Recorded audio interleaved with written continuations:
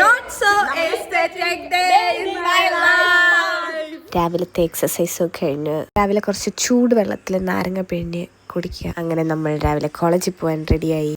രാവിലെ തന്നെ sad അഞ്ജലിനെയാണ് guys നമുക്ക് കാണാൻ സാധിക്കുന്നത്. കുറച്ചേരം ഈ കുട്ടീനെ പ്രാന്താക്കി. അങ്ങനെ ഇന്നത്തെ ദിവസം കഴിഞ്ഞു ഇൻ ദ സെൻസ് കോളേജ് കഴിഞ്ഞു. ഇനി ബാക്കി നമുക്ക് ഫ്ലാറ്റിൽ വന്നിട്ടുള്ള പരിപാടികളുണ്ട്. ചോറ് വെക്കണം, കറി വെക്കണം, ഉച്ചക്ക് എന്തെങ്കിലും കഴിക്കണ്ടേ. അങ്ങനെ പണിയെടുക്കുന്നവർക്ക് സ്വീറ്റ്സ് വിതരണം ചെയ്ത് നടക്കുകയാണ് സ്നേഹമുള്ള സുബി. ടെൻറ്റഡേ ഉപ്പിലിട്ട മാങ്ങ. അത് കഴിച്ച് പണിയെടുക്കുമ്പോൾ ഒരു പ്രത്യേക എനർജി കിട്ടും. നമ്മുടെ ഡേ 2 ഓഫ് സൺസെറ്റ് കാണാൻ പോക്കാണ്. അറിയില്ല നടക്കുമെന്ന് നോക്കിയൊക്കെ എല്ലാവരും ഒരുങ്ങി കെട്ടി പുറത്തിറങ്ങി. ഒരുങ്ങി കഴിഞ്ഞിട്ട് ഞങ്ങൾ എന്തിനൊക്കെയോ വേണ്ടി അവിടെ വെറുതെ സമയം കളഞ്ഞു. ഞങ്ങൾ കുറച്ച് റീൽ എടുക്കാൻ വേണ്ടി ട്രൈ ചെയ്തു.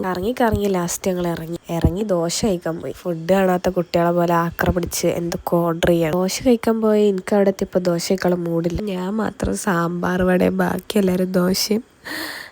പിന്നെ കുറച്ചേരം മറൈൻ ഡ്രൈവ് എസ്തെറ്റിക്സ് ഒക്കെ കണ്ട് ആദ്യമായി വെൻഡിങ് മെഷീൻ കാണുന്ന കുട്ടികളെ പോലെ ഞങ്ങൾ ആർമാദിച്ചു.